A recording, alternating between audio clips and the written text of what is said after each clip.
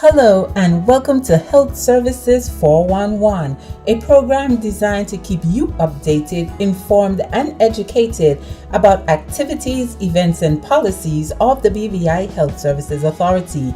I'm your host, Marketing and Communications Manager, Natasha Letzam.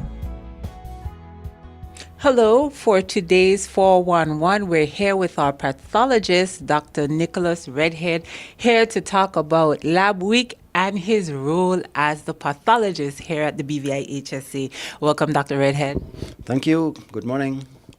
As the pathologist at the BVI HSA, I am responsible for the laboratory, which includes the histology department, the clinical laboratory, the cytology department, and the mortuary. So every morning I make rounds to ensure that everything is okay, and if there is an autopsy to do or if there are biopsies to be done, then we do that, and then I read the slides after it's prepared. I also have to attend meetings. I'm in charge of some committees, like, for example, the lab management committee, and help to make policies and so on for the BVI HSA. Mm-hmm. Tell us a little bit about pathology in general and how you carry out your duties. Right. Well, pathology in itself is the study of diseases. So a pathologist is one who diagnoses diseases by examining the gross specimen, whether it's a human body or a sample, and also looking at it under the microscope to help with the diagnosis of the disease. That's what pathology is about. And that includes looking at pap smears, body fluids, any sample from the body from head to toe. You biopsy it, you send it to me. We look at it under the slides and we can say if it's malignant, if it's benign, if it's cancer or not. That's basically what the pathologist does. Tell us how the lab assists with the diagnosis of diseases and why the laboratory is a very important aspect of healthcare management. Well, as in the lab, we support the clinicians by giving them the exact answer to what they're asking for. A patient may have a disease, but the doctor, the clinician does not know for sure. So we do certain tests to confirm. And in that way, the doctor, the clinician is able to manage the patient better, to treat the patient correctly. And also, with the data collected from this test, we are better able to, over time, see trends and be able to plan accordingly from a ministerial point of view and from a hospital point of view, basically. You said the mortuary is another aspect of your role here as the pathologist. What do we need to know about morgue services here at the BVI HSA? Well, the morgue, first of all, is not a freezing compartment. It is a cooling chamber. It operates at 2 degrees to 5 degrees centigrade. So it just cools the body. So the body cannot stay in the morgue indefinitely. Albeit very slow, but deterioration does take place in the body very slowly. So we try to not keep the body too long there. But we have a mortuary attendant, a Diana, a morgue attendant, who keeps a log of all the bodies that go into the morgue and leaves the morgue. Once the body leaves the morgue, it goes to the funeral home. And for medical legal reasons, anybody that leaves the morgue, we take a picture of it, a photo, for documentation purposes. And we are open basically from 8 to 4 every day. That's the normal operating hours. But then on weekends, the the security guard can open to put in bodies and to bring bodies from the hospital or any body that comes from outside. The security on weekends would allow the person to put in the body in the morgue. So what's the difference between a pathologist and a coroner? Right. A pathologist is a medical doctor who specializes in diagnosing diseases. He does autopsies and he looks at biopsies and cytology slides and so on. The coroner can be twofold. So the pathologist is just medically and surgically trained. The coroner can either be a pathologist who has legal experience, legal training, or a lawyer with medical training. So right now, the coroner is a lawyer with no medical training. So we work in conjunction with each other. When she needs advice, she calls me. So I am like the medical examiner here who makes a decision sometimes if an autopsy is necessary or not. Right, so the medical examiner, the pathologist, and then we have the coroner who we work in conjunction. So the coroner in this jurisdiction is a lawyer without the medical education. But if she had medical education, then she would have been a more complete coroner. Mm-hmm. Mm-hmm. So what's the difference between an in-house autopsy and a forensic autopsy? In-house autopsy is autopsies that occur when somebody in hospital dies and the doctor wants to confirm the diagnosis or he's not sure of the diagnosis. So we do an in-house autopsy. Basically, that's what it is.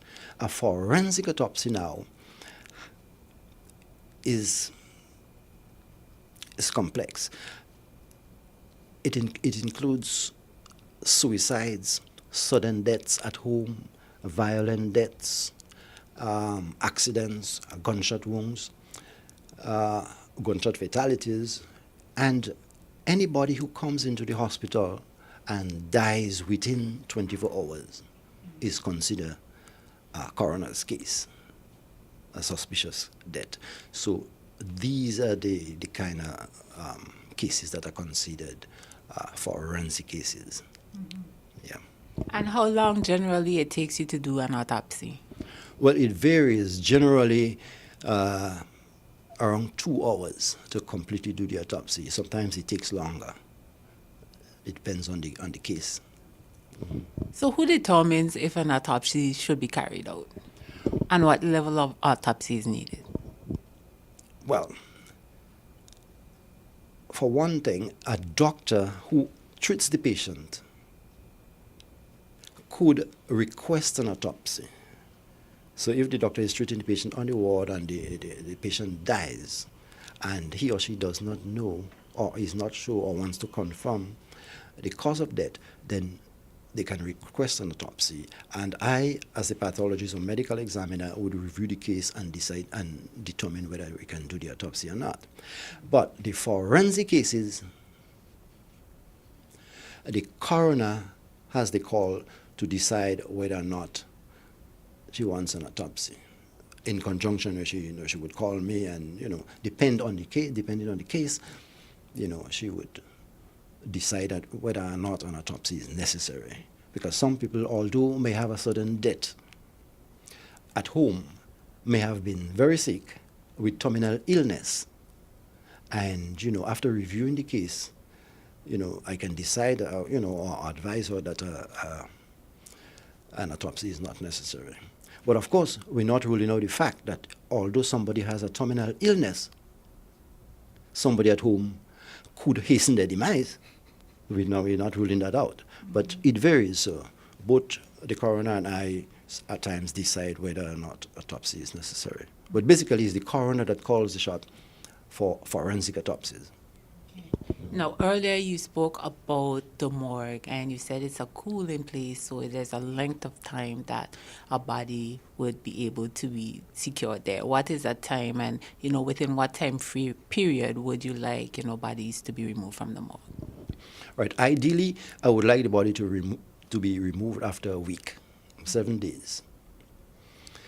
But depending on the case, it may take longer because we store the bodies for forensic cases, and sometimes we don't have the person to identify the body, or we don't have the medical report of the case. So we have to wait on that before we touch the body. Somebody who knows the deceased has to come in and identify the body, and sometimes that person is overseas and can't be contacted. In a case like that, it takes a little while and the body may remain there for quite a while. But generally, 1 week, 2 days, as the case may be. Mm-hmm. But 1 week is the ideal time that I would like a body to be kept there, because we don't want, because as I said, deterioration does take place.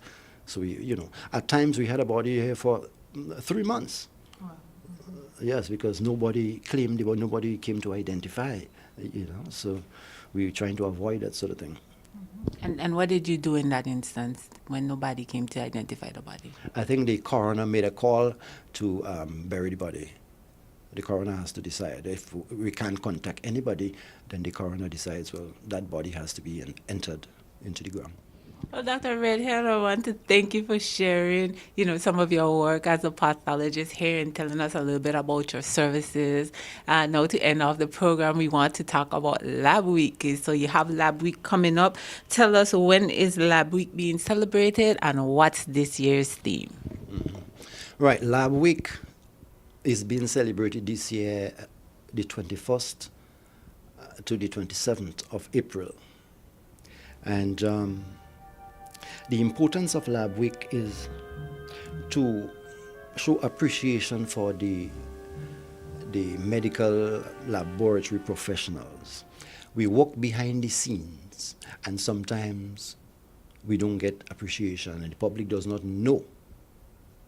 So we want to showcase the lab during that time so that the public is aware, and to celebrate the professionals during that week. So the theme for this year that we have chosen, each lab chooses a different theme, and each island has a different theme also. But our theme in the BVIHSA this year is medical detectives behind the scenes. Mm-hmm. Medical detectives behind the scenes. It was a team decision in the lab. It wasn't mine alone. So we decided that is an appropriate theme for this year, medical detectives behind the scene. And we would be having, of course, a black jersey this year with a gold logo with medical detectives behind the scene. Sounds really nice. Sounds like I'm in a detective movie. Yeah. And for this year, we would be starting the Sunday, which is Easter Sunday, unfortunately. That is the what you call Ascension Sunday, Christ went up. We'll be having a church service in Bogers Bay. And we want to invite all the labs on the island to attend that church service at 9 o'clock in Bogers Bay, New Testament Church. The Easter Monday, we wouldn't be doing anything, but the Tuesday, we would be having a quiz on the radio for high school children to answer certain questions, and there would be prizes given for the correct answers. We would also have an open day in the lab where the people can come in and see what we do, and sometimes even get free blood tests done. And we would showcase our machines that we have down there. Also, there would be a tour for high school students, the students that are in Form 5, or we call it Grade 8, those that will be doing CXC and have to make a decision as to their career. We will be giving them a tour. Different schools will be coming in at different times to get a tour of the lab and a talk, so as, to help them in their decision about the type of carry that they want to make. So why is celebrating Lab Week important for you and your team?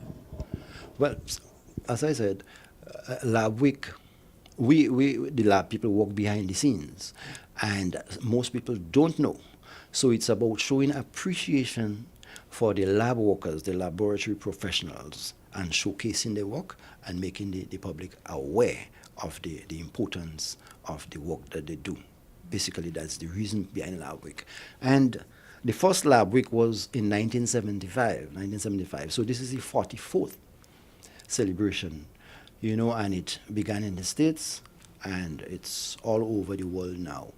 And the American Society for Clinical Laboratory Science is the umbrella body that guides this or organizes this Lab Week.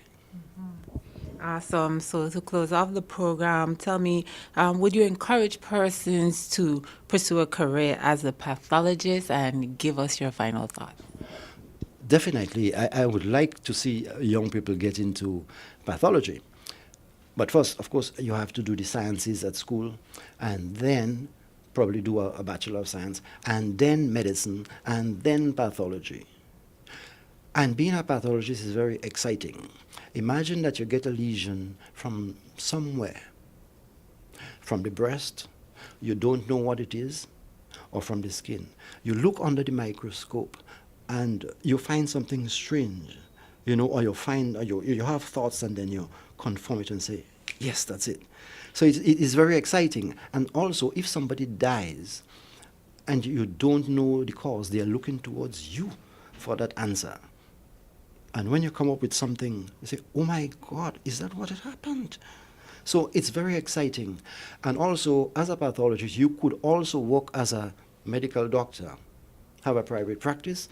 You could also have a laboratory that you can run. So it's varied, so I would encourage, and in fact, in the BVI, we need an indigenous pathologist. So I would encourage that. It's an exciting field, and it could be very financial if you are very smart. So I would encourage it. So I look forward to the BVI HSA going from strength to strength. And the people here are very appreciative, and I enjoy being here. In fact, I came from holiday vacation for just a week. I can't be out of here very long because it's me alone here. And I passed by the Craft Alive, and I was surprised to say, to hear two persons on different occasions, Doc, you're back. Oh my God, so happy to have you back. We're glad to have you here. I mean, this is so touching. So I enjoy being here, and I look forward to the BVI HSA getting better, getting the accreditation that it deserves, so that people can be more assured of the quality of the results that they get, that it will be met with standards and so on. Thank you very much. Thank you. You're welcome.